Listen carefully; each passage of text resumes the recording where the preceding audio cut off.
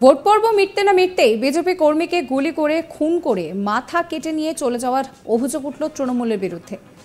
রাজ্যের শেষ দফার নির্বাচন মিটতে না মিটতেই শনিবার 1 জুন নদিয়ায় খুন হলেন এক বিজেপি কর্মী। মৃত বিজেপি কর্মীর নাম হাফিজুল শেখ। দুষ্কৃতীরা পরপর 2টি গুলি করে খুন করার পর হাফিজুলের মাথা কেটে নিয়ে নৃশংসভাবে চলে যাওয়া হয় বলে অভিযোগ সামনে এসেছে।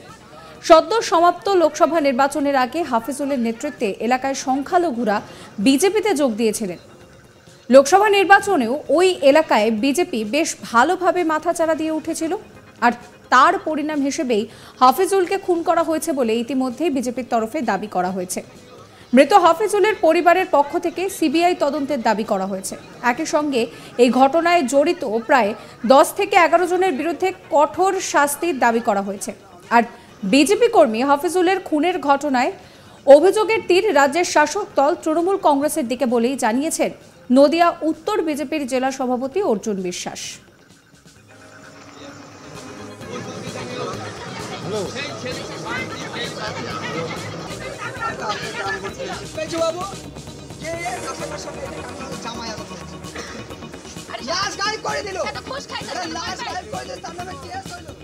আপনাদের শোনাবো অর্জুন বিশ্বাস কি বলছেন।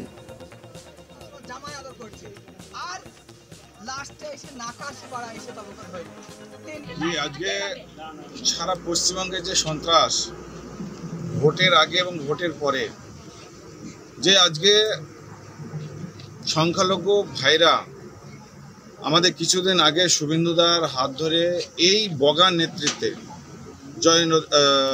জয়নুদ্দিন মোল্লা বগা আমাদের ভাইয়ের মতো, তার নেতৃত্বে এই এলাকা থেকে বেশ কিছু সংখ্যালঘু ভাইরা আমাদের বিজেপিতে জয়েন করছিল।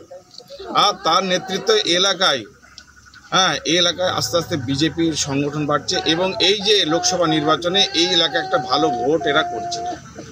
যেহেতু তারা আজকে টিএমসি যে গুন্ডা বাহিনী, টিএমসি নেতৃত্ব আর টিএমসি দলদাস, আজকে পুলিশ প্রশাসন তারা বুঝে গেছে যে আজকে টিএমসি এই কৃষ্ণনগর লোকসভায় হেরে যাচ্ছে। আর তার জন্যে যারা যারা এইরকম সংখ্যালঘু ভাইরা বিজেপিতে জয়েন করছে তাদের ওপর এইরকম একটা প্রতিশোধমূলক যে একটা বার্তা ইতিমধ্যেই তাদের কাছে পৌঁছে দিয়েছিল এবং আর তার প্রতিফলন হিসাবে আজকে তার মার্ডার হতে হলো। আজকে এই যে মার্ডার হতে হলো এটা একদম রাজনৈতিক চক্রান্ত বলে আমি মনে করছি। তার কারণ হচ্ছে এর আগেও তারা এই এলাকায় বসবাস করছে, কিন্তু বিজেপি করার অপরাধে তাদের আজকে খুন হতে হলো। পশ্চিমবঙ্গে সর্বত্রই যে একটা বাতাবরণ চলছে, এখানে আইনের কোনো শাসন নেই, আইন বলে কিছু নেই। আর যারা আজকে শাসন রক্ষকে আজকে ভক্ষকের ভূমিকায় আজকে পালন করছে, এরা বলছে পুলিশের ড্রেস নাকি খাকি ড্রেস পরে এসছে এবং প্রকাশ্যে দিবালোকে একদম এখানটায় থেকে মেরে তারা গটগট করে এখান থেকে হেঁটে চলে গেছে। কি সাহস হতে পারে তাদের, কত সাহস হতে পারে তাদের। এবং শুধু তাই নয়, এই যে আমাদের হাফিজুলকে খুন করার পরে তাকে মাথাটা কেটে নিয়ে চলে গেছে, নৃশংস খুন যাকে বলা হচ্ছে। তাই আমার মনে হয় পশ্চিমবঙ্গে আজকে যে অরাজকতা সৃষ্টি হয়েছে, আইন বলে কিছু নেই, আমরা এর প্রতিবাদ চাই। এর যারা এই খুনের সঙ্গে সম্পর্ক আছে তাদেরকে অবিলম্বে গ্রেপ্তার করতে হবে এবং তাদের একদম দৃষ্টান্তমূলক তাদের শাস্তি দিতে হবে, যাতে এইরকম নৃশংস খুন আর কাউকে না হতে হয়। মৃতের দাদা তিনি বলছেন যে তার ভাই ক্যারাম খেলছিলেন, তৃণমূলের এক গোষ্ঠী এবং খুব স্বাভাবিকভাবেই ক্রিমিনালরা এসে তার ভাইকে গুলি করে মাথা কেটে নিয়ে চলে গিয়েছে। কি বলছেন তিনি শোনাবো। হয়েছে ঘটনাটা বলতে আমার ভাই এখানে ক্যারাম বোর্ড খেলছিল।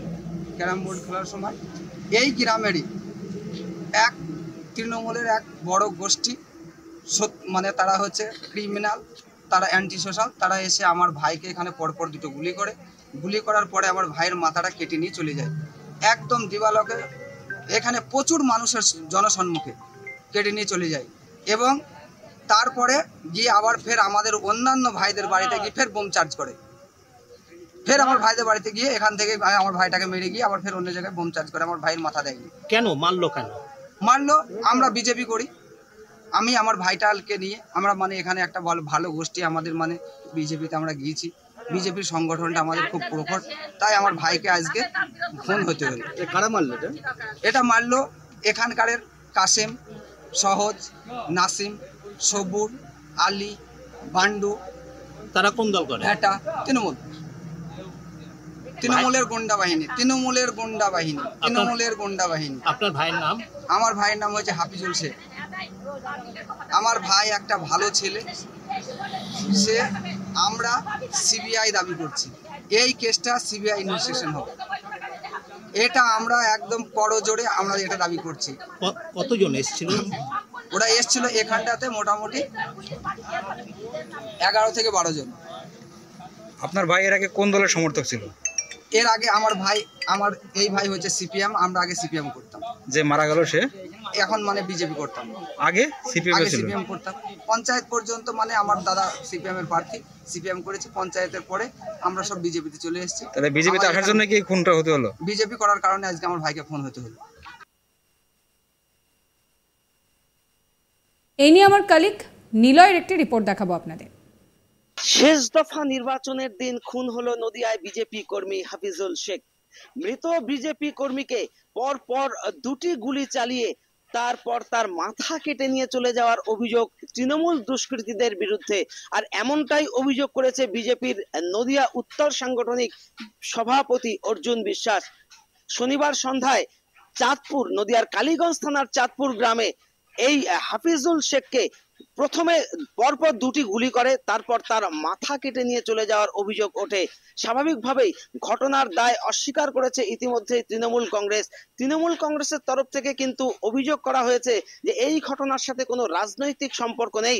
মৃত হাফিজুল এলাকায় দুষ্কৃতী হিসেবেই পরিচিত, আর সেই দুষ্কৃতীরাই 2 দুষ্কৃতী দলের তাণ্ডবে খুন হয়েছে হাফিজুল। এটাকে শুধুমাত্র বিজেপি রাজনৈতিক রং চড়ানোর চেষ্টা করছে মাত্র। আমরা জানি যে নির্বাচন শেষ হয়েছে শনিবার, আর তার ফলাফল আগামী 4 মে।